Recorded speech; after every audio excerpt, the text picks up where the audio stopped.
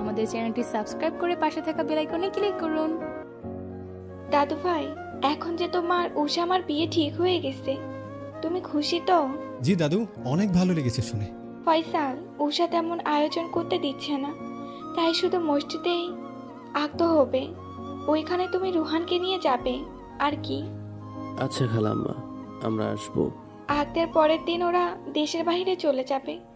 উষা তোকে দেখতে চায় না। ফয়সাল, তুই আপাতত বাসায় আসিস না। তুই তো জানিস মেয়েটা তোকে কত ভালোবাসে। ও তোকে দেখলে দুর্বল হয়ে যায়। আর এতদিন তো তোর অপেক্ষাতেই ছিল। ফয়সাল আহমেদ চুপ করে রইলেন। উষা বিয়ে করছে শুনে তার ভালোই লাগছে। তিনি মেয়েটার অপেক্ষার মূল্য দিতে পারেননি, তাই তার ভীষণ খারাপ লাগছিল। কিন্তু উষার ভালোবাসার সমাধান হয়তো তার পক্ষে দেওয়া সম্ভব নয়। তবে আজ উষার জীবনে নতুন অধ্যায় শুরু হবে জেনে তিনি খুশি হয়েছেন। শাহিদা বলেন, রুহান, দুলাভাই, তোর উষামা তোকে এয়ারপোর্টে যেতে বলেছে। যাওয়ার আগে তোকে একবার দেখতে চাই। অবশ্যই যাবি কিন্তু। 3 দিন পর আজিজের সাথে উষার আকদ হয়ে যায়। পরের দিন তারা চলে যাবে দেশের বাইরে। রোহান উষার সাথে দেখা করার জন্য বিমানবন্দরে গিয়েছিল। উষা সেখানে রোহানকে দেখে কেঁদে ফেল। সে অশ্রুজনক কণ্ঠে রোহানকে বলল, তোকে মায়ের মতো ভালোবাসতে পারিনি, কিন্তু আমি চেষ্টা করেছিলাম। হয়তো মার অনুভূতি আসেনি, তাই তোর মনে জায়গা পাইনি।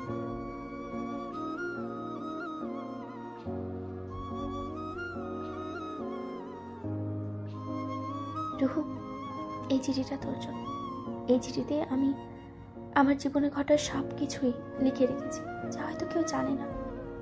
আসলে সেই কথাগুলো মুখে বলার ভাষা নেই, তাই চিঠিতে লিখেছি। হয়তো এই চিঠি পড়ার পর তুই আমাকে ঘৃণাই করবি, কিন্তু আমাকে ওয়াদা কর এই ব্যাপারে কখনো তোর বাবা আর মাকে কিছু বলবি না। আচ্ছা বলবো না, আমার উপর বিশ্বাস রেখো। আচ্ছা, আমি যাই, আর ফিরে আসবো না তোদের জন্য। তবে এখন আমার একটাই আশা, কখনো যাতে তোর বাবার সাথে আমার দেখা না হয়।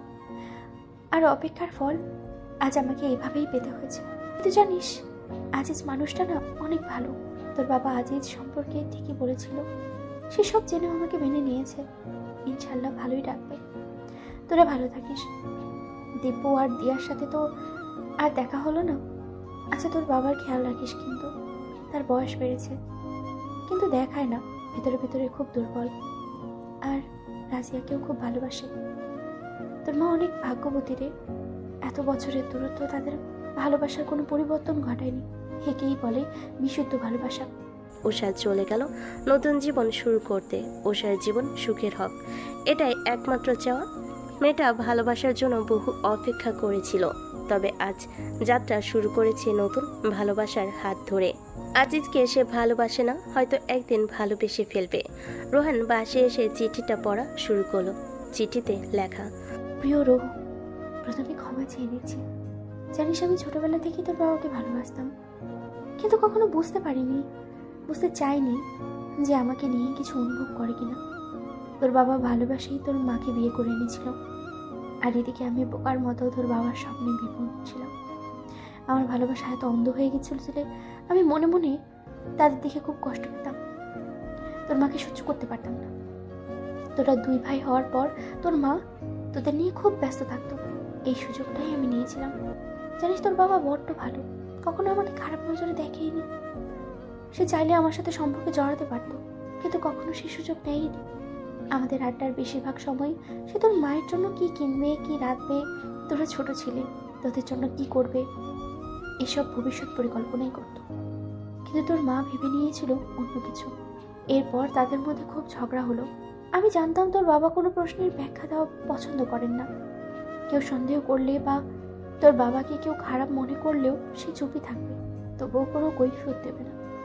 কিন্তু ওই দিন তো সে আমাকে বাসা থেকে বের করে দিয়েছিল। অপমান না করলেও সে আমাকে কঠোর ভাষায় চলে যেতে বলেছিল। রাজিয়ার রাগটা যে আমার উপরেই ছেড়েছিল, সেদিনই আমার মনে খুব জন্মে যায়। কয়েক বছর পর পড়াশোনা শেষ করেই আমি চট্টগ্রামে চলে আসি। ততদিনই দিয়ার জন্ম হয়ে গেছে, আর আমিও একটা সুযোগ খুঁজে পেলাম। এবার তোর মায়ের সাথে ভালো বন্ধুত্ব করি, তারপর তোর বাবার নামে উল্টো পাল্টো বোঝানো শুরু করি। তার মাথায় সন্দেহ ঢুকিয়ে দিই। ডাক্তার হওয়ার কারণে তোর বাবাকে অনেক রোগী ফোন দিত। মাঝে মাঝে রাতে ডিউটি পড়তো, আর আমি রাত জেগে রোগী সেজে তোর বাবাকে মেসেজ করতাম। কখনো কখনো তোর মায়ের চোখে পড়ে যেত। আর এভাবেই তাদের মধ্যে ভুল বোঝাবুঝি শুরু হয়ে যায়। রাজিয়া অনেক জেদি মেয়ে ছিল, কিন্তু তবুও তোর বাবাকে ছেড়ে যায়নি। শেষমেশ আমার বান্ধবীর মাধ্যমে তোর বাবার নামে মিথ্যে অপবাদ দিই যে তোর বাবা অবৈধ সম্পর্কে আছে আর সে অবৈধ সন্তানের বাবা হবে। এরপর আমার প্ল্যানটাও কাজ করে। তোর মা ওই দিন রাতেই বাসা ছেড়ে চলে যায়। তোকেও নিয়ে যেতে চেয়েছিল, কিন্তু তোর বাবার সাথে অনেক কথা কাটাকাটি হয়, যার কারণে দিব্য আর তোর মধ্যে যে কোনো একজনকে নিয়ে যাওয়ার সিদ্ধান্ত হয়। এই পুরো ঘটনায় তোর মায়ের কোনো দোষ ছিল না, দোষ ছিল তোর বাবার। এত কিছু জেনেও সে কখনো সব আগের মতো স্বাভাবিক করতে চায়নি, কারণ সে একগুঁয়ে কৈফিয়ত দেবে না। আর তাই আমিও আমার কুকাজে সফল হয়ে যাই। তবুও আমি পেয়েও আমার ভালোবাসা পাইনি। আমি অনেক খারাপ রে। আমি তোর শৈশব নষ্ট করেছি। আমি তোর মায়ের কাছ থেকে তোকে আলাদা করেছি। আমি তোদের জীবন থেকে 15 বছর চিনিয়ে নিয়েছি। তবুও ক্ষমা করে আমাকে মুক্ত দিস রহু। এই কথা তোর বাবা জানলে সব শেষ করে দেবে। আমি চাই না ফয়সাল সব জানুক। প্লিজ রহু, মাফ করে দিস আমাকে। তোর বাবা মাকে এইসব কথা বলিস না। ইতি, তোর রুশামা। আমি চাইলেও তোমাকে ক্ষমা করতে পারবো না। তুমি আমার জীবনটা এলোমেলো করে দিয়েছো। আজ তোমার কারণে দিব্য বাবাকে ঘৃণা করে। তোমার জন্যই দিয়া বাবার আদর থেকে বঞ্চিত হয়েছে। এতটা বছর ধরে আমার মা মনে পাথর জমিয়ে রেখেছিল। আর বাবা, সে কিভাবে নিজেকে সামলে নিয়েছিল? প্রিয় মানুষটির মুখ থেকে এত বড় অপবাদ শুনতে কারোই ভালো লাগে না। ঈশাকে ছাড়া একটা দিন আমার বহু কষ্টে কাটে। আমি তো শুধুই ভালোবেসেছিলাম। আমার ঈশার সাথে কোনো সুন্দর মুহূর্ত ছিল না। তবুও বড় কষ্ট হয় নিজেকে ঈশাহীন ভাবতে। আর যারা সুন্দর স্মৃতি নিয়ে আলাদা হয়েছে, তাদের কষ্টগুলো কেমন হতে পারে ভাবতেও পারছি না। প্রিয় মানুষটি থেকে আলাদা থাকতে গেলে দম আটকে যায়। প্রিয় মানুষের জন্য অনিশ্চিত অপেক্ষায় থাকা জীবনের একটা কঠিন পরীক্ষা। উষা এখন নিজেকে স্বীকার করে নিয়েছে সেই এই ভুল বোঝাবুঝি সৃষ্টি করেছিল। রোহন উষাকে ওয়াদা করেছিল এই কথা তার বাবা মাকে বলবে না, কিন্তু দিব্যকে না জানলে তাদের বাবা মার এই ভাঙ্গার সম্পর্ক কোনোদিনই জোড়া লাগবে না। কারণ দিব্য ফয়সাল আহমেদকে অপরাধী ভাবে, আর সে কখনো এই মিল হতে দেবে না। তাই রোহান দিব্যকে এই চিঠিটা দেখালো আর সব ঘটনা খুলে পড়ল। আর এরপর চিঠিটা জ্বালিয়ে দিল। এখন দুই ভাই মিলে তাদের বাবা মার অপেক্ষার সমাপ্তি ঘটনার পরিকল্পনা করছে। খুব শীঘ্রই সমাপ্তি ঘটবে 15 বছরের অনিশ্চিত অপেক্ষার। কয়েকদিন পর অদিতি আর ইফতেখার খান দেশে আসেন। অদিতি এসে আবার রক্তিমের পেছনে পড়ে গেল, যদিও রক্তিম এবার যথেষ্ট অবহেলা করেছিল, যার ফলে অদিতি মনে মনে অনেক কষ্ট পেয়েছে।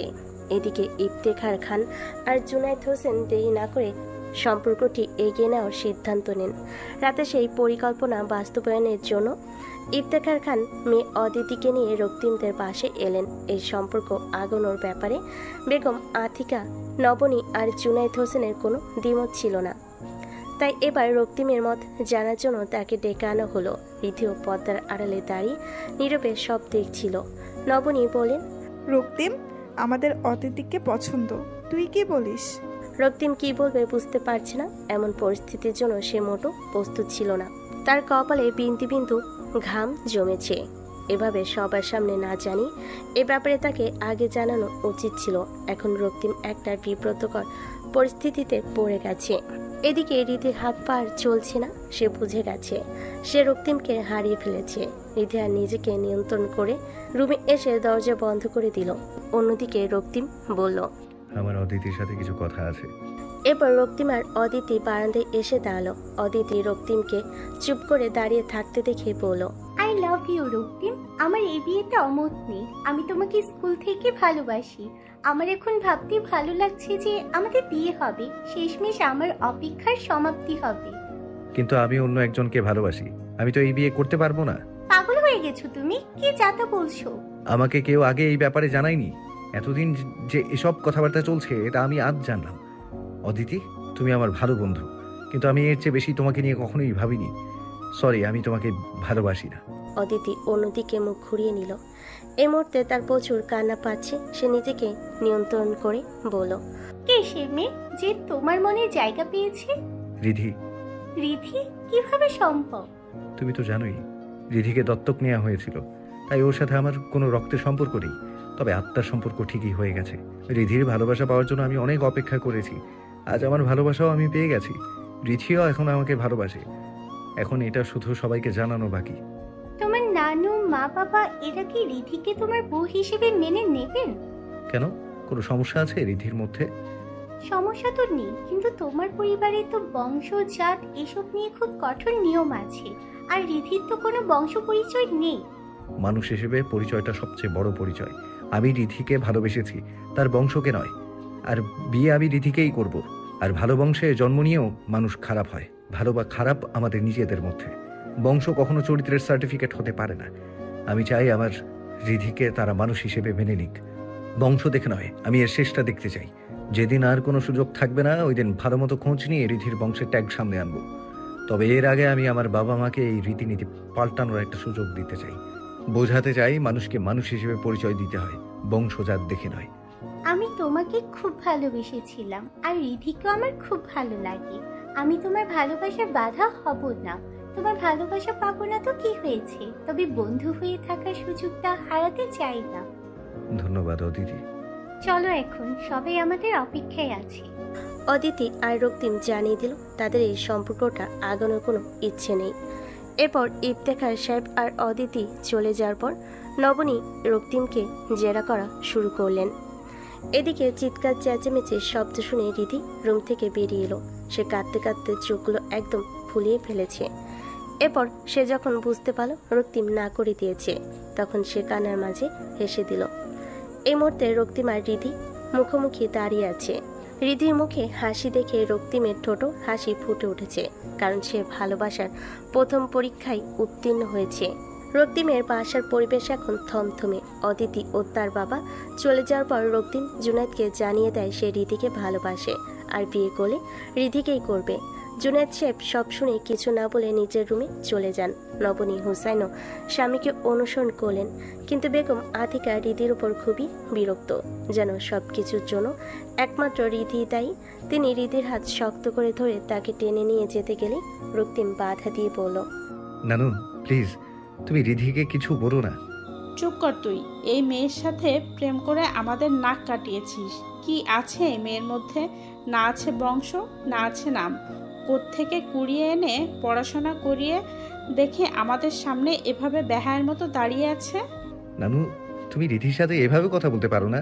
যা বলার তুমি আমাকে বলো, ওর কোনো দোষ নেই। না, কোনো দোষ নেই। দোষ তো সব আমাদের। কোনো দোষ নেই, দোষ তো সব আমাদের। একে অনাথ আশ্রমে রেখে না এসে ঘরে তুলেছি। আতিকা রিধির সামনেই যাচ্ছে তাই তাকে বলে অপমান করছে, আর রক্তিম রিধিকে এসব কঠোর ভাষা থেকে বাঁচানোর চেষ্টা করছে। সকালে জুনায়েদ সাহেব না খেয়ে বাসা থেকে বের হয়ে গেলেন। রিধিকে তিনি অনেক ভালোবাসেন, কিন্তু রক্তিম আর রিধির কোনো সম্পর্ক থাকতে পারে এটা তিনি কখনোই কল্পনা করেনি। তিনি মনে করতেন তাদের মধ্যে যা ছিল তা ভাই বোনের সম্পর্কের মতো। এদিকে রক্তিম আজ আর অফিসে যায়নি। রিধিকে এই পরিবেশে রেখে যাওয়ার মতো সাহস তার নেই। রিধি নবনী হুসেনের কাছে এসে কাঁদো কাঁদো কণ্ঠে বলল, আমি তোমাদের কষ্ট দিয়েছি তাই না? সরি, আমি ইচ্ছে করে করিনি, সত্যি। নবনী রুমের দরজা বন্ধ করে দিয়ে রিধিকে কাছে টেনে এনে বলেন, ইচ্ছে করে করিসনি, আচ্ছা মানলাম, ভুল তো সন্তানদেরই হয়। আমরা বাবা মা কেন হয়েছি, তোদের ভুলগুলো ক্ষমা করে দেওয়ার তো আমাদের দায়িত্ব। তুমি আমাদের ক্ষমা করে দিয়েছো? হ্যাঁ, তবে একটা সত্য আছে। তুমি যা বলবে তাই হবে। এখন থেকে আমি তোমার সব কথা মেনে নিব। আগে যা হয়েছে সব ভুলে যা। রক্তিমকে মাথা থেকে ঝেড়ে ফেল। আমরা তোর জন্য ভালো ছেলে খুঁজে আনবো, অনেক ধুমধাম করে তোর বিয়ে দেব, দেখিস তুই অনেক সুখে থাকবি। রিধি নবনীর কথাই স্তব্ধ হয়ে গেল।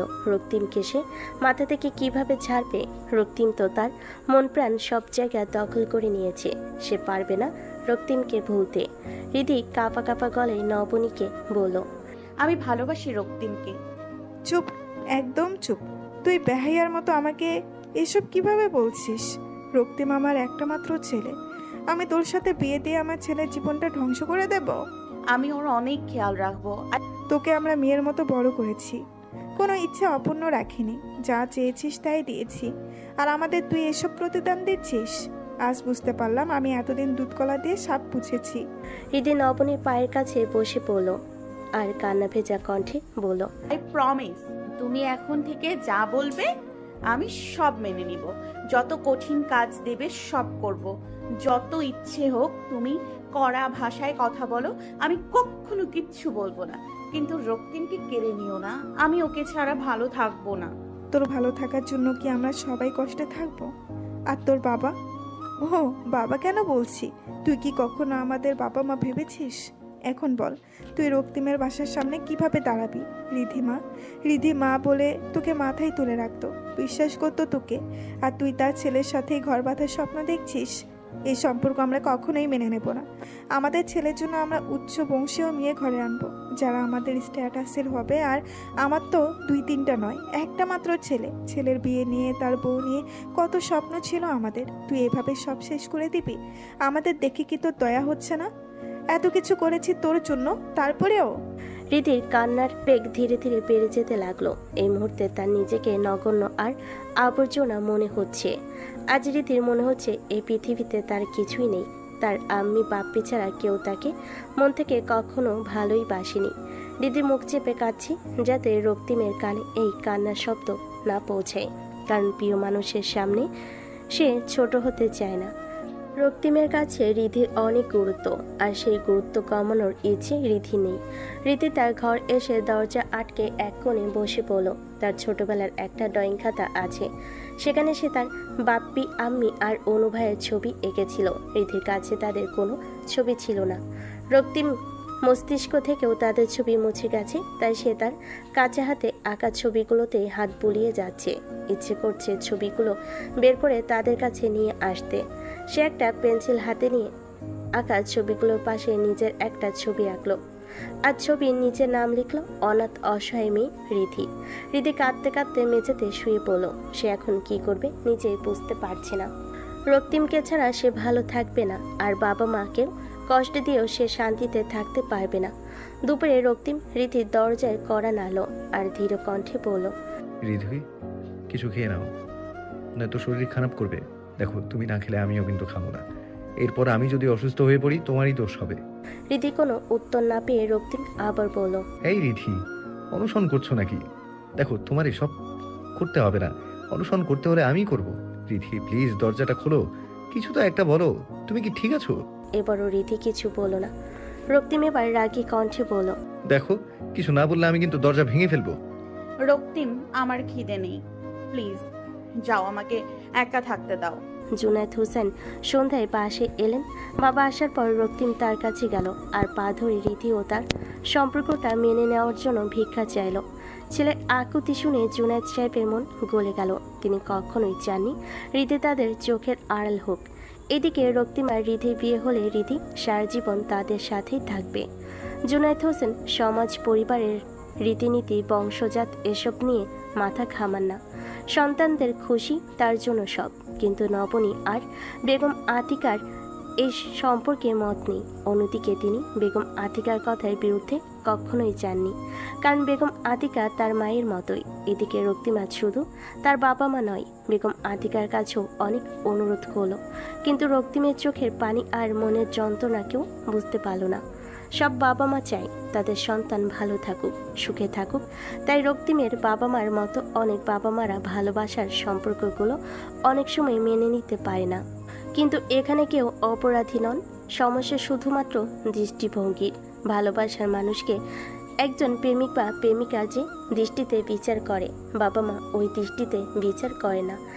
আর বাবা মা যে দৃষ্টিতে এই সিদ্ধান্ত নেন, সেই দৃষ্টি বোঝার ক্ষমতা সন্তানদের মাঝে নেই। যদি ভাগ্যক্রমে দৃষ্টিভঙ্গি মিলে যায়, তখন হয়তো মেনে নেওয়াটা অনেক সহজ হয়।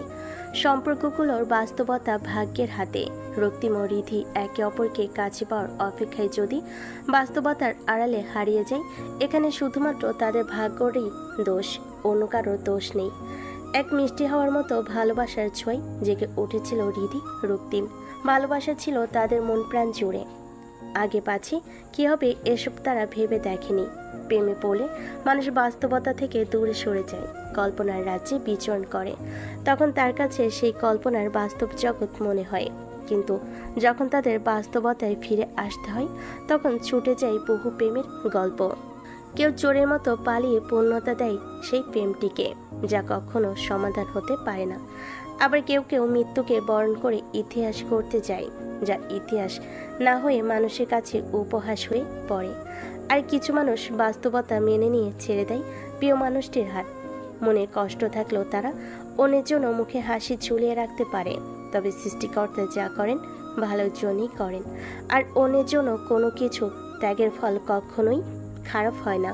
নবনী, হোসেন আর বেগম আতিকা কয়েকদিন ধরে রোহানের মা বাবার সাথে কথা বলার জন্য জুনায়েদ হোসেনকে চাপ দিচ্ছেন, কারণ তারা রিধির জন্য রোহানকে পছন্দ করেছেন। তাই শেষমেশ ইচ্ছে না থাকা সত্ত্বেও জুনায়েদ সাহেব নবনীকে সাথে নিয়ে রাজিয়া রহমানের বাসায় বিয়ের প্রস্তাব নিয়ে যান। এদিকে রাজিয়া রহমান প্রস্তাব শুনে বললেন, রিধিকে আমার খুব পছন্দ, কিন্তু আপনাদের রোহানের বাবার সাথে কথা বলা উচিত, কারণ রোহান তার বাবার সাথেই থাকে। রোহানের ব্যাপারে সিদ্ধান্ত নেওয়ার দায়িত্ব তারই। এরপর নবনী আর জুনায়েদ শুকনো মুখে বাসায় ফিরলেন। এদিকে বেগম আতিকা অধীর আগ্রহে তাদের অপেক্ষায় ছিলেন, কিন্তু সব শুনে তিনিও হতাশ হলেন। রাজিয়ার উত্তর জুনায়েদ সাহেবের পছন্দ হয়নি। তিনি সোজাসুজি বলে দিলেন, যে ঘরে বাবা মার মধ্যে সম্পর্ক ভালো নেই সেই ঘরে আমি মেয়ে বিয়ে দিব না। ছেলের বাবা মা আলাদা থাকে, তাহলে আমার মেয়েটা কি স্বামীর সাথে একবার শ্বশুরের কাছে আর একবার শাশুড়ির কাছে দৌড়াতে থাকবে? আর রোহান, সে যদি বাবার মতোই হয়, আমার মেয়েটাকে যদি ছেড়ে দেয় তখন কি হবে? ছেলেটা অনেক ভালো, তুমি বুঝতে পারছো না। আর ঈশার বাবা মা কি তাদের মেয়েকে দিব্যর সাথে বিয়ে দেয়নি? ওটা প্রেমের সম্পর্ক ছিল, ওদের মধ্যে ভালো সম্পর্ক আছে। আর আমরা কি রোহানের বাবাকে চিনি? আর তুমি এসব কি বলছো নবনী? রিধি যদি তোমার পেটের সন্তান হতো, তুমি কি তাকে রোহানের সাথে বিয়ে দেওয়ার কথা বলতে? ছেলেটা যতই ভালো হোক, কিন্তু সে কি শিখেছে বাবার কাছ থেকে? বাবারা কি ওভাবে সময় দিতে পারেন যেভাবে মারা সন্তানদের সময় দেন? এত বছর সে তো বাবার সাথেই ছিল, মাকে তো এখন পেয়েছে। ছেলেটা তো মা ছাড়া বড় হয়েছে, তার মধ্যে কি কোনো শৃঙ্খলা থাকতে পারে বলে মনে করো তুমি? আর সে শিখেছেই বাকি, তার নিজের পরিবারই তো ঠিক নেই। তবুও বেগম আতিকার অনেক বলার পর জুনায়েদ হোসেন রোহানের বাবার সাথে কথা বলার জন্য রাজি হলেন। এদিকে বেগম আতিকা আর নবনী রিধিকে তাড়াতাড়ি বিয়ে দেওয়ার জন্য উঠে পড়ে লেগেছেন। যদিও রক্তিমার রিধির কানে এখনও এসব খবর পৌঁছায়নি। অন্যদিকে রাজিয়া দিব্যকে বললেন, রোহানের জন্য রিধিকে তার পছন্দ হয়েছে, কিন্তু দিব্য মায়ের কথা শুনে এ ব্যাপারে আর কিছুই বলল না, কারণ সে জানে রক্তিম রিধিকে অনেক ভালোবাসে। ঈশা দিব্যকে এসব ব্যাপার নিয়ে চিন্তা করতে দেখে বলল, তুমি টেনশন করছো কেন? রোহন ভাইয়া তো একদিন বিয়ে হবেই, আর রিধিও অনেক ভালো মেয়ে। তুমি বরং একবার রোহন ভাইয়ের সাথে কথা বলে দেখো। রোহানের সাথে কথা বলার কোনো মানেই হয় না। যেখানে রক্তিম ভাই রীতিকে ভালোবাসেন সেখানে রোহান কেন আসবে? হয়তো রক্তিম ভাইয়ের ভালোবাসা এক বাক্যের ছিল, হয়তো বা রিধি তাকে ভালোবাসে না। আর ভালোবাসলে কি আঙ্কেল আন্টি বিয়ের প্রস্তাব নিয়ে আসতো? আমি কিছুই বুঝতে পারছি না। তবে আমি রোহানকে এখন কিছু বলতে পারবো না। আমার আগে রক্তিম ভাইয়ের সাথে কথা বলতে হবে। কিছু তো একটা ঘাপলা আছে। রিধি তো মাতৃভার্সিটিতে উঠেছে, তাহলে বিয়ে নিয়ে এত তাড়াহুড়ার কি আছে? একটা কাজ করা যায়, আমি দিয়াকে জিজ্ঞেস করে দেখি, দিয়ার ব্যাপারে ভালোই জানবে। এরপর ঈশা দিয়াকে জিজ্ঞেস করে কিছু জানতে পারল না, কারণ রিধির সাথে দিয়ার অনেকদিন কথা হয়নি। বেশিরভাগ সময়ই রিধির ফোন বন্ধ থাকে, আর রিধি অনেকদিন ভার্সিটিতেও যায়নি। তবে দিয়া নবনীকে ফোন করে জেনে নিয়েছে যে রিধি সুস্থ আছে, কিন্তু তিনি দিয়াকে রিধির সাথে কথা বলতে দেননি। দিব্য এসব শুনে বুঝতে পারল নিশ্চয়ই কোনো সমস্যা হয়েছে। এরপর সে রক্তিমকে ফোন করলো। তারপরে এই বিষয়টা পরিষ্কার হলো যে রিধি আর রক্তিমের সম্পর্কটা তাদের পরিবার মেনে নিচ্ছে না, তাই এত তাড়াতাড়ি রিধির বিয়ের কথাবার্তা চলছে। রক্তিম যখন জানতে পারল জুনায়েদ ও নবনী রিধির বিয়ের জন্য রাজিয়া রহমানের বাসায় গিয়েছিলেন, তখনই তার মেজাজ বিগড়ে গেল। এ ব্যাপার নিয়ে রক্তিম আর নবনীর মধ্যে অনেক কথা কাটাকাটিও হয়েছে, আর নবনী এসবের জন্য রিধিকে দোষারোপ করছেন। তার ভাষ্যমতে রিধির জন্যই আস্থার ছেলে তার কথার অবাধ্য হচ্ছে, আর তার সাথে উচ্চস্বরে কথা বলছে। এই মুহূর্তে রিধি নিজেকে আরও বেশি একা মনে হচ্ছে। এই কয়েক সপ্তাহের ঝামেলায় রিধি যেন শরীরের সব শক্তি হারিয়ে ফেলেছে। এই ঘরটিকে এখন আর তার নিজের বাসা মনে হয় না। মনে হয় একটা জেলখানা, আর সে হচ্ছে এই জেলখানার আসামি। রীতি বুঝে ফেলেছে এ বাসায় তার কোনো অধিকার নেই। সে এখন রক্তিমের বাসার আবর্জনা, যে আবর্জনা দূর করতে পারলেই সবাই মুক্ত হবে। রীতিও আর বোঝা হয়ে থাকতে চায় না। সে রক্তিমকে ত্যাগ করে সবাইকে মুক্তি দিতে চায়। সে সিদ্ধান্ত নিল তার ভালোবাসা ত্যাগ করে সে নবনী জুনায়েদের ঋণ শোধ করবে। ঘড়িতে রাত 2টা, কিন্তু রক্তিমের চোখে ঘুম নেই। আজ অনেক দিন হয়ে গেছে সে ঠিকমতো ঘুমাতে পারছে না, কারণ এখন রক্তিম আর রিধি একই ছাদের নিচে থেকেও বহু দূরে। তার ভালোভাবে কথাও বলতে পারে না। তাদের প্রেমের সম্পর্ক জানাজানি হওয়ার পর থেকে বেগম আতিকা রাতে রিধির সাথে থাকেন। তবু মাঝে মাঝে বেগম আতিকা গভীর ঘুমিয়ে থাকলে রীতি ও রক্তিম কথা বলার জন্য ছাদে চলে যায়। যদিও রক্তিম সেই অন্ধকারাচ্ছন্ন পরিবেশে তার প্রেয়সীকে ভালো মতো দেখতে পায় না, তবু সে হাঁটতে হাঁটতে তার ভালোবাসা খুঁজে নেয়। আজ আকাশ মেঘলা, হয়তো বৃষ্টি নামতে পারে। আর রক্তিম রীতির অপেক্ষায় ছাদে বসে আছে। এই অপেক্ষাটাই খুব কষ্টের, কারণ রীতি তো আর প্রতিদিন তার অপেক্ষায় শুভ্র সমাপ্তি দিতে পারে না। আর তাই প্রতিদিনই সে ভোর অবধি রীতির অপেক্ষায় থাকে আর ভাবতে থাকে কবে আসবে তার প্রেয়সী। ঘরের জানালা খোলা, হালকা হাওয়ায় পদ্মগুলো কাঁপছে। রীতি এতক্ষণ জানালার দিকে তাকিয়েছিল। সে হঠাৎ কি ভেবে মুচকি হাসলো, এরপর সাবধানে বিছানা থেকে উঠে পড়ল। এরপর আলমারি খুলে একটা সাদা রঙের শাড়ি বের করে পরে নিল। অন্ধকারে রীতির শাড়িটা ঠিক মতো পরতে পারেনি, কোনোভাবে পেঁচিয়েছে শুধু। এরপর সে কপালে একটা লাল টিপ দিল, টিপটাও বাঁকা বসিয়েছে। এদিকে বেগম আতিকা ঘুমে আচ্ছন্ন। তবু রীতির ভয়ে হাত পা কাঁপছিল, কারণ যদি বেগম আতিকা ঘুম ভেঙে যায় তাহলে সব শেষ। ডয়ারে একটা মোমবাতি আর লাইটার ছিল, ওগুলো হাতে নিয়ে এসে পা টিপে টিপে রুম থেকে বেরিয়ে পড়লো। এরপর সে ধীরে ধীরে ঘর থেকে বের হয়ে শীতে সে মোমবাতি জ্বালালো। এদিকে রক্তিম চোখ বন্ধ করে ছাদের এক কোণে বসে আছে। হৃদির কণ্ঠ শুনে চোখ বন্ধ অবস্থায় সে মুচকি হাসল। হৃদির সূর্যে তার মনে কত প্রশান্তি এনে দেয় তা এতদিন রক্তিমের জানা ছিল না। ভালোবাসার মানুষ কত গুরুত্বপূর্ণ হয় তা শুধু দূরত্ব আসলেই বোঝা যায়। রক্তিম তো এত বছর রিধিকে ভালোবেসেই এসেছে, কিন্তু রিধির প্রতি কেন এত টান তা রক্তিমের জানা ছিল না। কিন্তু আজ বুঝতে পারছে, রিধির দুষ্টামিগুলো মনে পড়লে তার আর কোনো বিনোদনের প্রয়োজন হয় না, এমনিতেই হাসি চলে আসে। রিধির মায়া ভরা কণ্ঠের স্বর কানে এলে মনে হয় কোনো গান বাজছে, যেখানে কোনো বাদ্যযন্ত্রের প্রয়োজন নেই। রিধির ঠোঁটের স্পর্শ পাওয়ার গ্লাসটিক করে পানি খেলে রক্তিমের তৃষ্ণা মিটে যায়। এরপর আর সারাদিন কিছু না খেলেও তার চলে। আর রিধিকে একটু দুচোখ ভরে দেখতে পারলে তো কথাই নেই। সেই মুহূর্তে তার হৃদয়ে শান্ত শীতল হাওয়া বয়ে যায়। মূলত রিধির সাথে এখন তার আত্মিক সম্পর্ক সৃষ্টি হয়ে গেছে, তাই হয়তো রিধির প্রতি তার এত টান, এত মায়া। এদিকে রিধি ফিসফিসে রক্তিমকে বলল, একদম চোখ খুলবে না, তোমার জন্য একটা সারপ্রাইজ আছে। রিধির সব কথা শুনে রক্তিম সোজা হয়ে বসল। রিধি তার হাতে থাকা জ্বলন্ত মোমবাতিটি হাত দিয়ে বাঁচিয়ে রেখেছে, যাতে হাওয়া লেগে নিভে না যায়। এরপর রিধি ধীরে ধীরে রক্তিমের সামনে এসে বসল। রক্তিম এই মুহূর্তে রিধির শরীরে ঘ্রাণ পাচ্ছে। সে বুঝতে পারছে রিধি খুব কাছে এসে বসেছে। এবার রিধি বলল, এখন চোখ খুলো। রক্তিম রিধির কথা মতো চোখ খুলে রিধিকে দেখতে পেল। মোমবাতির আলোয় রিধির ফর্সা মুখটা লালচে আভায় পরিণত হয়েছে। রক্তিম খেয়াল করলো আজ রিধি শাড়ি পরেছে। এরপর সে ভালোভাবে তাকিয়ে দেখল রিধির কপালের টিপটি বাঁকা হয়ে আছে, তাই সে মিষ্টি হেসে রিধির কপালের টিপটি সোজা করে দিল। রক্তিমের আজ অনেক ভালো লাগছে, কারণ রিধি তো আজ তার জন্যই সেজেছে। কিছুক্ষণের জন্য নিস্তব্ধ হয়ে গেল তাদের পরিবেশটি।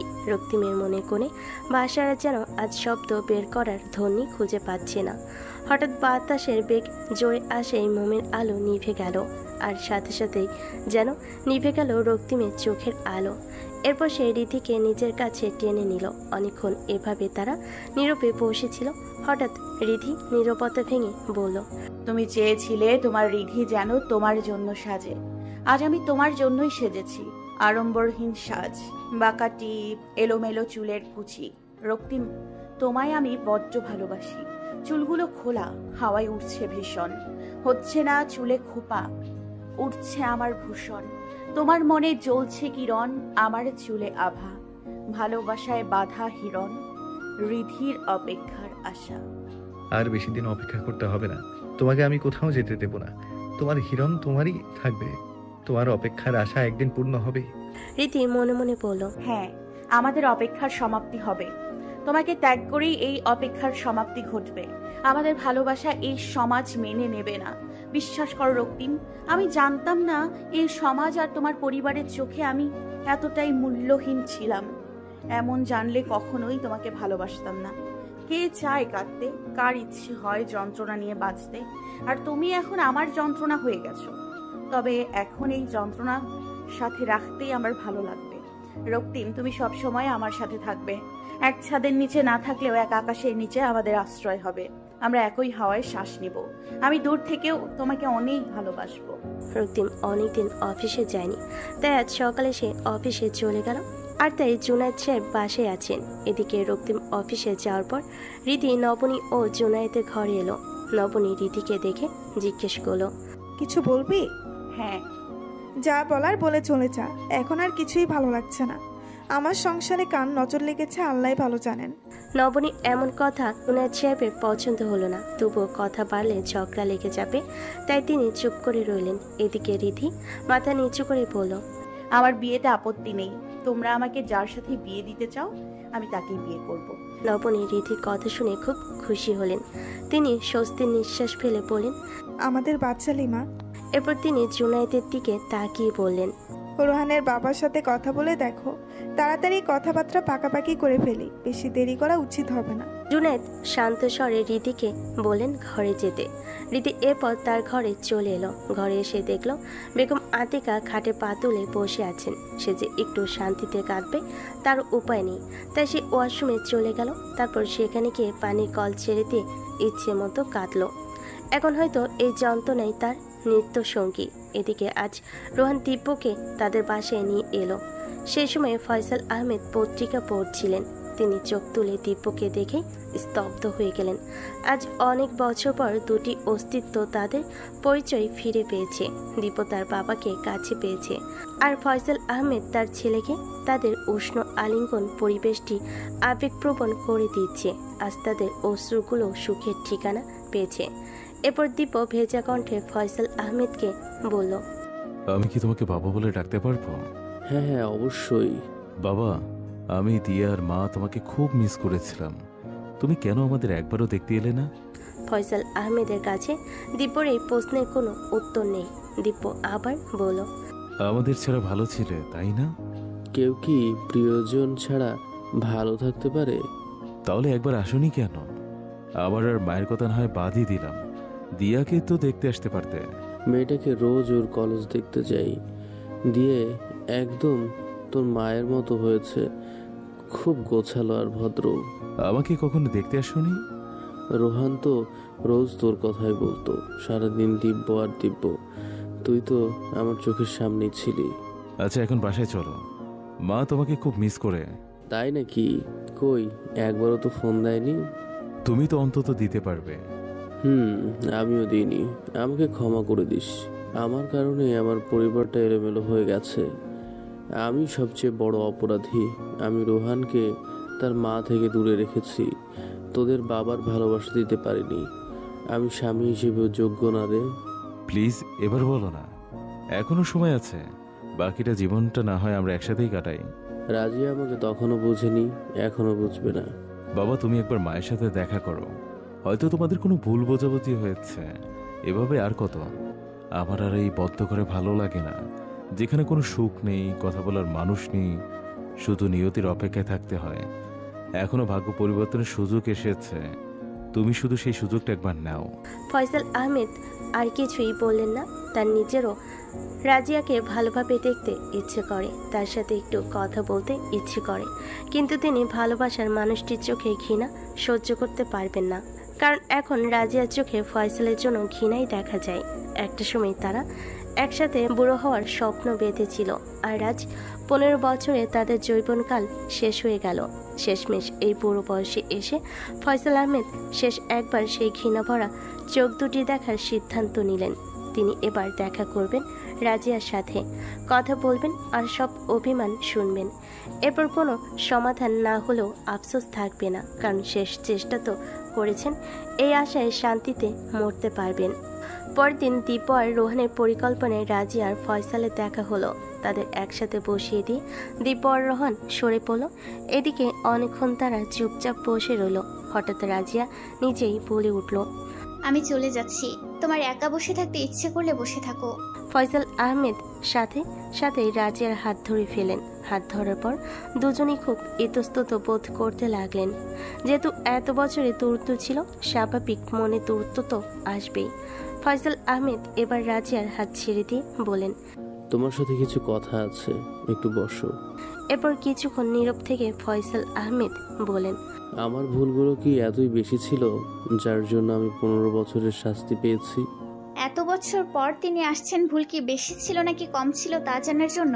তোমার সেদিনের কথাগুলো আমার ভালো লাগেনি। তুমি কিভাবে আমার উপর এত বড় অপবাদ দিয়েছিলে? আমাকে কি একটু বিশ্বাস করতে পারলে না? আমাদের ভালোবাসা কি এতটাই দুর্বল ছিল?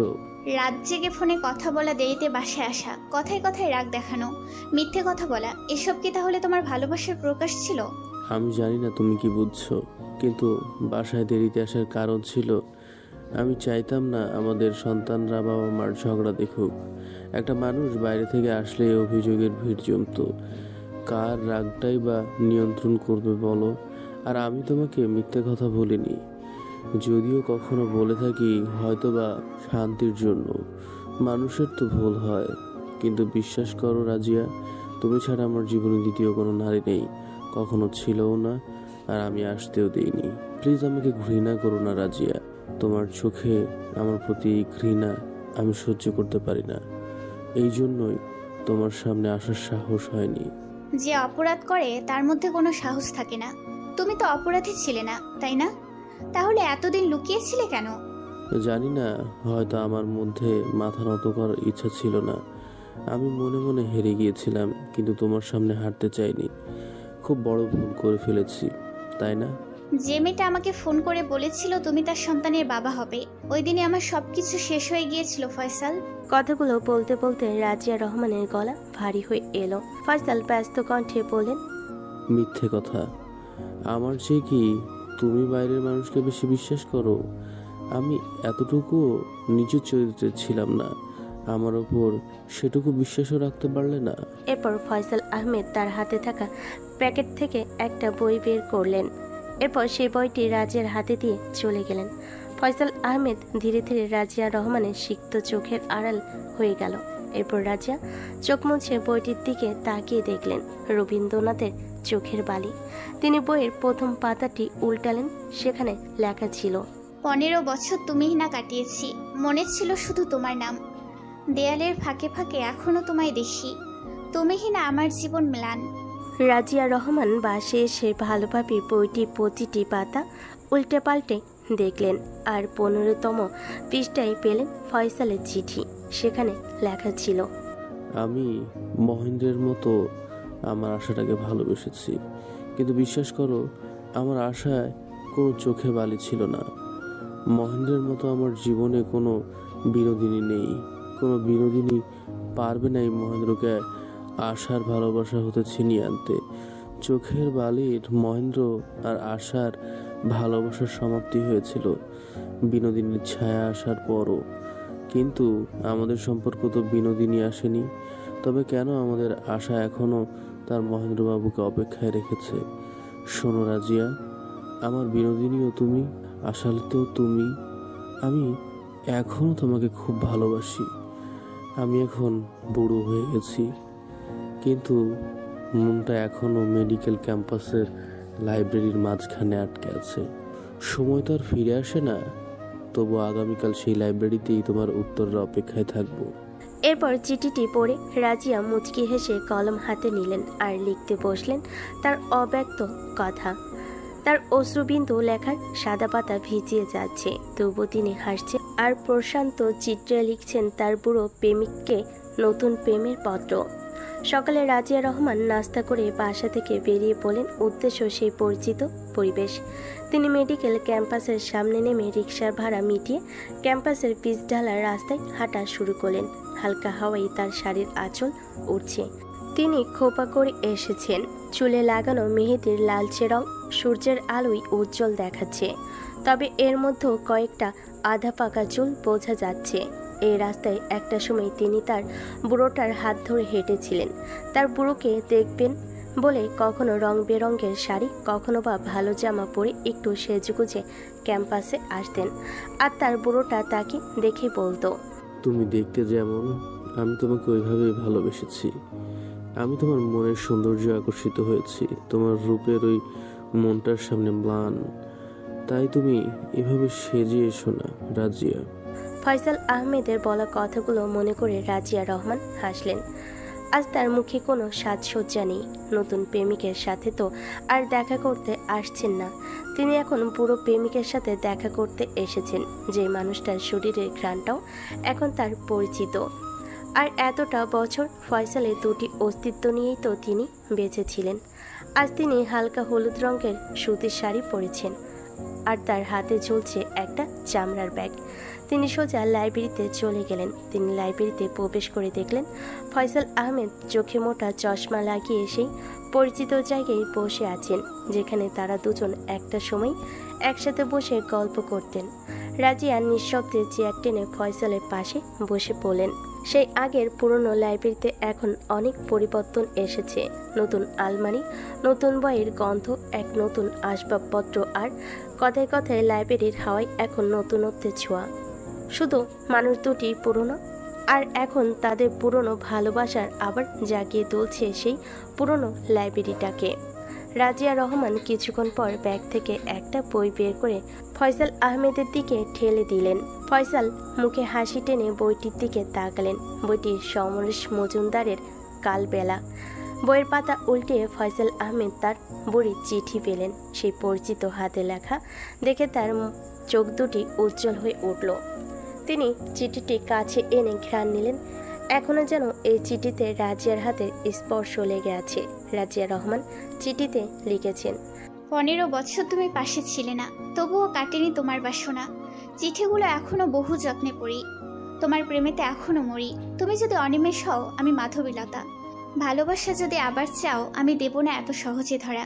তবুও ভালোবেসেছি তখনও, এখনো ভালোবাসি। যদি হাত না ছাড়ো কখনো, তোমার রাজিয়া রাজি। চিঠিটি পড়ে ফয়সাল আহমেদ মুচকি হাসলেন। তার পাঞ্জাবির পকেট থেকে একটা কলম বের করে চিঠির অপর পাতায় লিখলেন, রাজিয়া এখন রাজি, ডাকবো না আর কাজী। আমরা তো এখনো আছি, কাবিন যদিও বাসি। সম্পর্কটা এখনো মুখ্য, অতীত যদিও রুক্ষ। ছাড়িনি ততক্ষণ হাত, তুমি আমার দিন রাত। আজ হয়েছে পূর্ণ, অপেক্ষার ফল হয়নি শূন্য। ভালোবাসি তোমায় রাজিয়া, জড়তা মুছে দাও কাছে আসিয়া।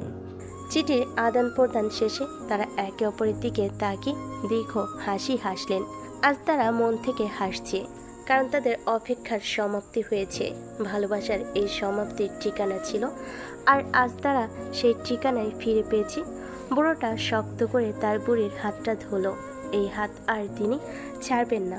এরপর তিনি নিজের বাহুডোরে তার প্রিয়তমা স্ত্রীকে আটকে রাখলেন। এত বছর পর তিনি আবার তার স্ত্রীর উপর অধিকার ফিরে পেয়েছেন, যদিও এত বছরও সেই অধিকারটা ছিল, কিন্তু নিজ ইচ্ছায় তারা অধিকারটি থেকে দূরে ছিলেন। এরপর রাজিয়া ও ফয়সাল একসাথে রাজিয়া রহমানের বাসায় এলেন। সেই সময় দিয়া আর ঈশা গল্প করছিল, আর রোহান ও দিব্য বসে বসে টিভিতে খেলা দেখছিল। ফয়সাল আহমেদকে দেখে রোহানের হাত থেকে টিভি রিমোট পড়ে গেল। দিব্য রোহানের চোখ অনুসরণ করে ফয়সালকে দেখে দাঁড়িয়ে গেল আর অবাক কণ্ঠে বলল, তোমরা একসাথে? রাজিয়া আর ফয়সাল একে অপরের দিকে তাকিয়ে মুচকি হাসলেন। রোহান খুশিতে বাবাকে জড়িয়ে ধরে বলল, আমার আজ সত্যি খুব ভালো লাগছে জানো। তার মানে আমার পরিবার এখন পূর্ণ হয়েছে। না, তোর বউ আসলেই পূর্ণ হবে। রাজিয়ার কথা শুনে রোহানের মনের তীরে সুখের মাঝে যেন আঘাতের ঢেউ আশ্রে পড়ল। তবুও সে সাথে সাথে কথাটি মাথা নেড়ে ছেড়ে ফেল। আজ তো তার জন্য বড়ই আনন্দের দিন। আজ কষ্ট নামের শব্দটিকে সে নিজের কাছে ঘেঁষতে দেবে না। এদিকে দিয়া আর ঈশা শব্দ শুনে রুম থেকে বেরিয়ে এলো। দিয়াকে দেখে ফয়সাল আহমেদ হাত এগিয়ে দিলেন আর দিয়া উত্তরের অপেক্ষায় মায়ের দিকে তাকিয়ে রইল। ফয়সাল আহমেদ মুচকি হেসে বলেন, আমার ছোট্ট মাটা কি আমার বাবার কাছে আসবে না? দিয়া তখনও দাঁড়িয়ে আছে, তার চোখে পানি টলমল করছে, যেন এখনই চোখ বেয়ে বৃষ্টি নামবে। ফয়সাল আর অপেক্ষা না করে নিজেই মেয়ের কাছে এগিয়ে আসলেন। এরপর দিয়ার হাত দুটি নিজের হাতের মুঠোয় নিয়ে বলেন। দিয়া মাথা নিচু করে দাঁড়িয়ে রইল। সে এই মুহূর্তে ভীষণ ইতস্তত বোধ করছে, কারণ বুদ্ধি হওয়ার পর আজ প্রথম সে বাবাকে সামনাসামনি দেখছে। তার মনের মধ্যে ভয়, জড়তা, আনন্দ সব একসাথে ভিড় করেছে। ফয়সাল আহমেদ আবার বলেন। দিয়া মাথা নেড়ে জানিয়ে দিল তার কোনো রাগ বা অভিযোগ নেই। এবার রোহান বলল, দিয়াকে একটু সময় দেওয়া উচিত, তোমাকে তো প্রথম দেখছে। দিয়া যেন পালানোর সুযোগ খুঁজছিল, কারণ তার খুব কান্না পাচ্ছে। এভাবে বাবার সামনে কাঁদতে তার খুব লজ্জা লাগবে, তাই সে দেরি না করে তাড়াতাড়ি সরে পড়ল। রাজিয়া রহমান দিয়ার চলে যাওয়া দেখে বলেন, ও একটু লাজুক স্বভাবের, কিছুদিন পর ঠিক হয়ে যাবে। রোহানের সাথেও এমনই একটা ভাব দেখিয়েছিল। আর এখন তার মুখে যেন কেউ ইঞ্জিন লাগিয়ে দিয়েছে, একবার শুরু হলে নিচ থেকে তো থামবেই না, প্যান প্যান করতেই থাকবে। এরপর ঈশা শ্বশুরকে সালাম দেওয়ার পর ফয়সাল আহমেদ বলেন, হ্যাঁ, মেয়ে তোমার দিব্যের পছন্দে এনেছি। বাবার কথা শুনে রোহান ঈশার দিকে একবার তাকিয়ে চোখ নামিয়ে নিল আর মনে মনে বলল, উফ, অসহ্য লাগছে এসব। ঈশা এখনো এখানে দাঁড়িয়ে আছে, ও আমার এখানে থেকে চলে যাচ্ছে না কেন? আর আমিও কি না কি ভাবছি, ও যাবেই বা কোথায়? ওর বড় তো এখানেই আছে। হে আল্লাহ, আমাকে এই মেয়ের মায়া থেকে মুক্তি দাও। এই মেয়েটা আমাকে আর কত আবেগে জড়াবে। এখন তো একসাথেই থাকতে হবে, আমি এখন নিজেকে কিভাবে আটকাবো? আমি তো আর পারছি না, কিছু তো একটা করতেই হবে। এদিকে সন্ধ্যায় রাজি আর ফয়সাল কামাল উদ্দিন আর ঈশিতা পারভিনের সাথে দেখা করতে ঈশাদের বাসায় গেলেন। সেখানে তাদের ভালোই গল্প জমল।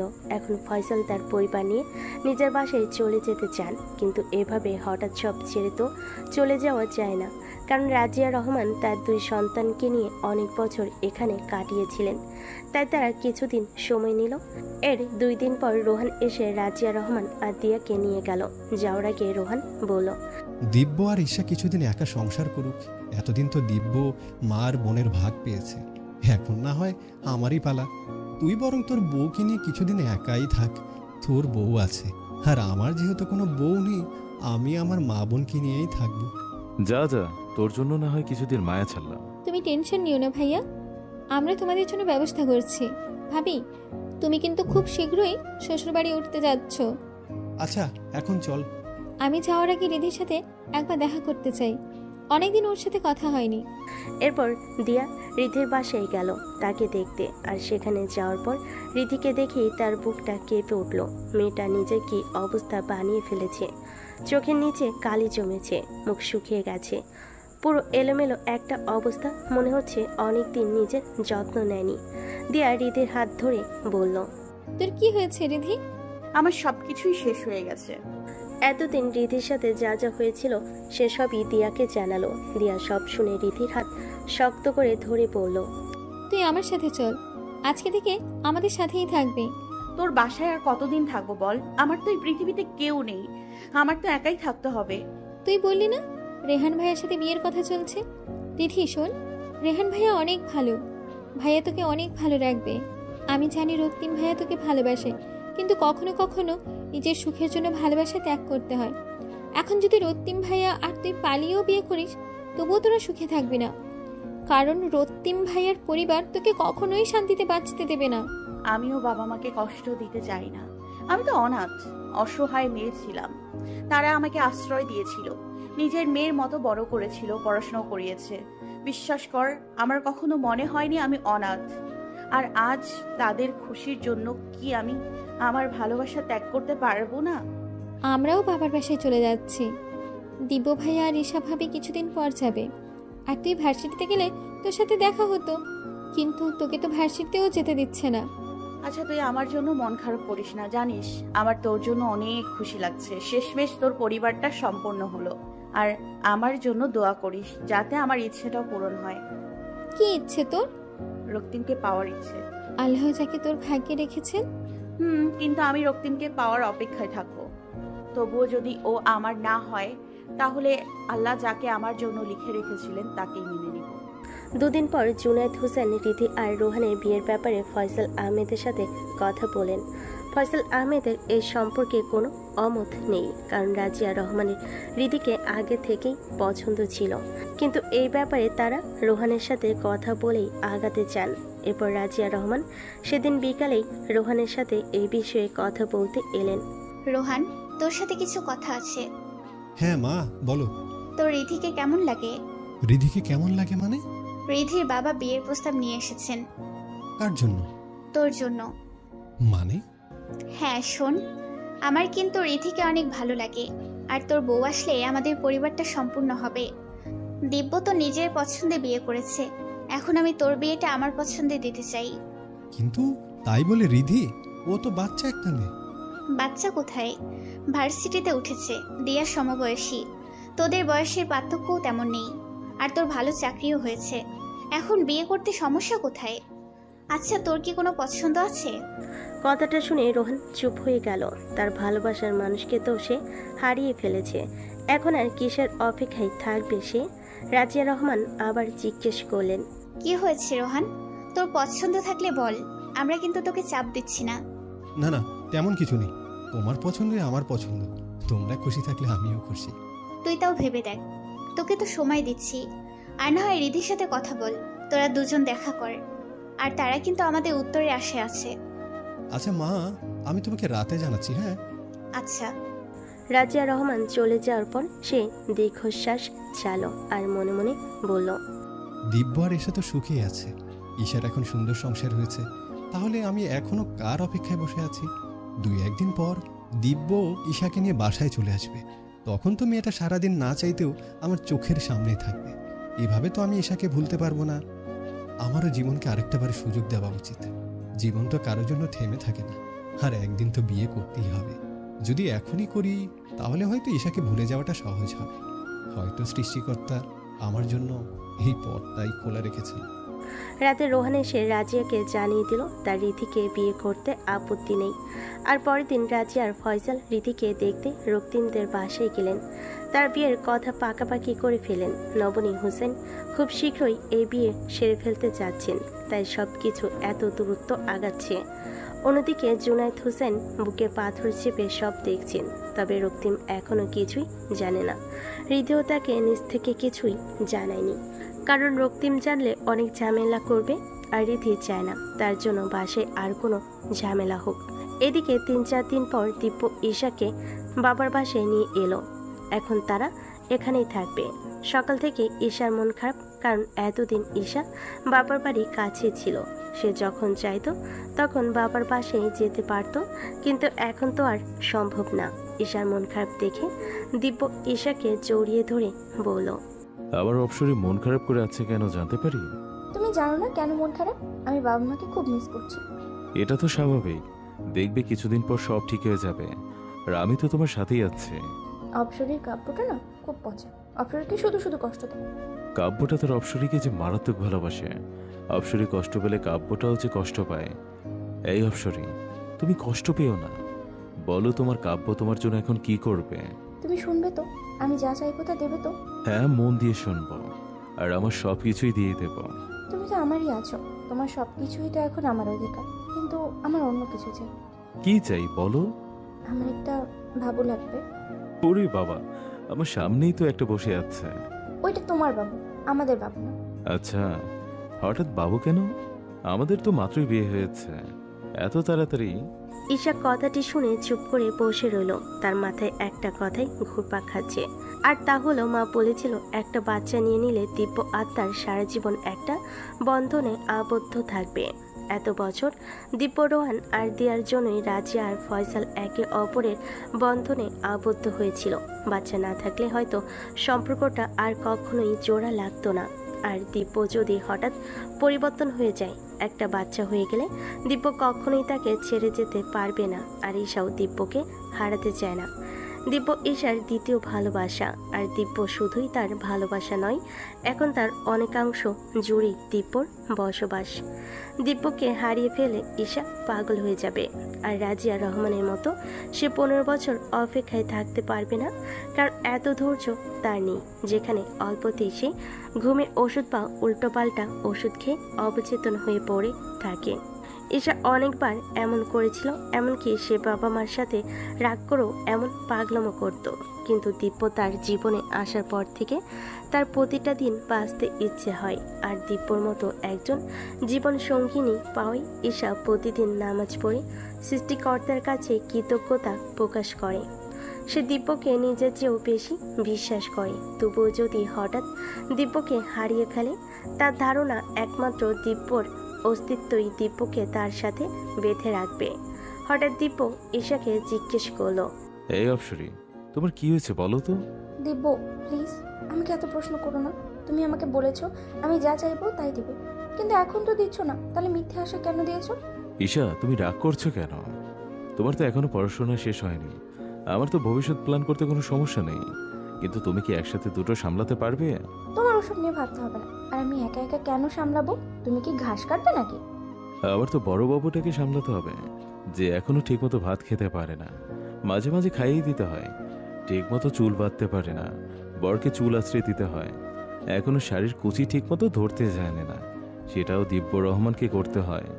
এখনো ভাতটাও রাতে শেখেনি, রান্নাঘরে ধোয়া উঠিয়ে দেয়। এখন তুমিই বলো, বড় বাবুটা ছোট্ট বাবুর জন্য খিচুড়ি কিভাবে রাঁধবে? ঈশা দীপ্যর কথা শুনে গাল ফুলিয়ে বসে রইল। দীপ্য আবার বলল, যাকে ভার্সিটি যাওয়ার জন্য সকালে টেনে ধরে ঘুম থেকে উঠাতে হয়, সে ছোট বাবুর জন্য সারা রাত কিভাবে জাগবে? যাও, তোমার সাথে আর কথাই নেই। ঈশা এবার পা গুটিয়ে বিছানায় বসলো, সাথে ঈশাকেও বসিয়ে দিল। ঈশা চেঁচিয়ে বলল, কি করছো? ছাড়ো আমাকে। রাগ করেছো ঈশা? আচ্ছা, আমার অপসরের এই ইচ্ছাটাও পূরণ হয়ে যাবে। আমি তো তোমার কথা ভেবে এসব বলেছিলাম। এত কিছু একসাথে সামলাতে তো তোমারই কষ্ট হবে, আর বাবু নেওয়া তো অনেক বড় দায়িত্ব, তাই না? তুমি পাশে থাকলে আমার কোনো কষ্টই হবে। আমি তো সবসময় তোমার সাথেই থাকবো। আজকাল কোনো নতুনত্ব ছাড়াই রীতি রক্তিমে দিনকাল কেটে যাচ্ছে। রীতির মধ্যে এখন আর সেই দুষ্টামি ভাবটা নেই যা 1 মাস আগেও ছিল। এখন জুনায়েদ নবনী দম্পতির ঘরও যে মেয়েটি প্রতিদিন ঘরে আমেজ ছড়িয়ে রাখত, সে নিজেই অন্য জগতে হারিয়ে গেছে। এদিকে দীপ্য গতকাল রাতে জানতে পারল রোহান আর রীতির বিয়ের কথাবার্তা চলছে, আর এতেও রোহানের কোনো আপত্তি নেই। দীপ্য এসব জানার পর রোহানকে রীতি আর রক্তিমের সম্পর্কের কথা জানাতে চেয়েছিল, কিন্তু সুযোগ পায়নি। আজ রীতি একটা রেস্টুরেন্টে রোহানের সাথে দেখা করতে এসেছে।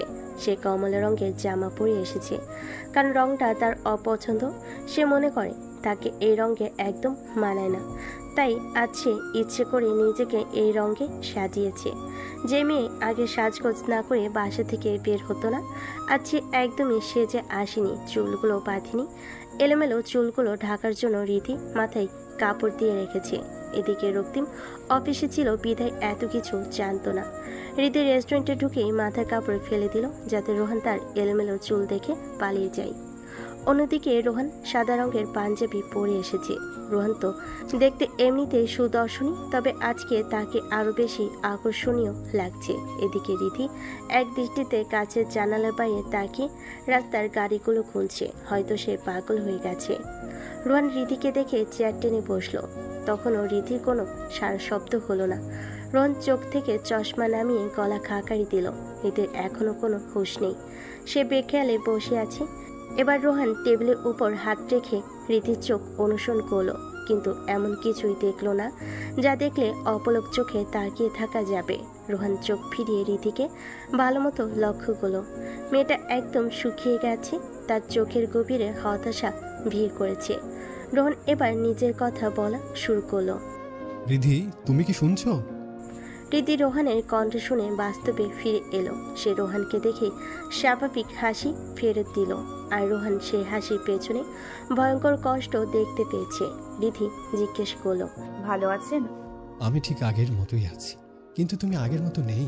হ্যাঁ, তা তো অবশ্যই। একটু বড় হয়েছি, বিয়ের কথাবার্তা চলছে, তাহলে আর আগের মতো কিভাবে থাকবো? আজ মেয়েটির মধ্যে নেই সেই বাচ্চানো স্বভাবটা, কোথাও খুঁজে পাচ্ছি না সেই স্বভাবটা। সে এত কম সময়ের ব্যবধানে কিভাবে এত বড় হলো? তোমার কি কিছু জানার আছে? না।